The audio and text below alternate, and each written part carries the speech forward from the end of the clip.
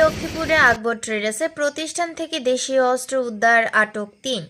লক্ষ্মীপুরে পিট ব্যবসায়ীর দোকানের বাকি ৭০০ টাকা পাওনাকে কেন্দ্র করে ক্রেতা আবু ইউসুফকে মারধর করে আহত করার অভিযোগ উঠেছে আকবর ট্রেডার্সের বিরুদ্ধে। এই ঘটনায় ব্যবসা প্রতিষ্ঠান থেকে একটি দেশীয় অস্ত্র সহ অভিযুক্ত ৩ জনকে পুলিশ আটকের সময় উত্তেজিত জনতা ধাওয়া করে ব্যবসায়ীকে গণধোলায়। ব্যবসায়ী কি কাস্টমার গায়ে মিলে হাত দিতে পারে? আজিজ মিয়া হের মা মান্না গিয়ে হের পাওয়ারে হের দামালে আইছে। আমিও তো সাধারণ একটা মানুষ, আমি সাধারণ মানুষ। আমি যাই খাসিয়ার বাগিনায় আমার একটা সুয়ার দিয়েছি, সুয়ার দেওয়ার পরে হের বাগিনা যায় বেশ কমে কথাবার্তার মাধ্যমে এটা সমাধান হয়। কিন্তু এখানে তারা যেভাবে রামদালই এভাবে আমরা তারা আঘাত করতে পারে কি এবং তার এই খুশি দিই আমরা সাধারণ মানুষ, আমরা সবাই দেখছি যেন এই অবস্থা।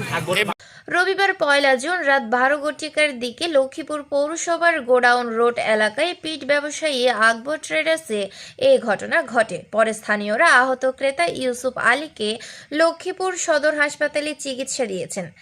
আটককৃত ৩ জন হলো আকবর ট্রেডার্সের মালিক প্রোভাইডার মোহাম্মদ আলী আকবর, পিতা আবু সিদ্দিক, সোহাগ পিতা মাসুদ রানা, হাসিব পিতা সুমন তারা।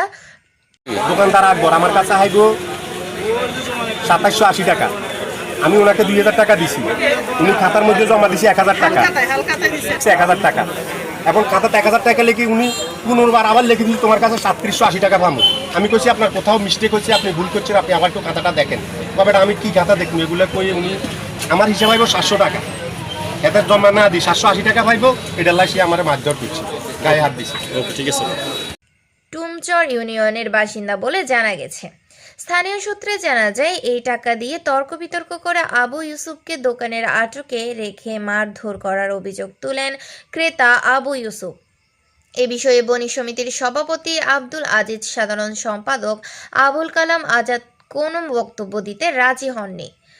লক্ষ্মীপুর সদর মডেল থানার ভারপ্রাপ্ত কর্মকর্তা ওসি আব্দুল মোনাফ জানান, গোডাউন রোড এলাকার পিট ব্যবসায়ী আকবর ট্রেডার্সে থেকে একটি দেশীয় অস্ত্রসহ ৩ জনকে গ্রেপ্তার করে আদালতে প্রেরণ করা হয়েছে।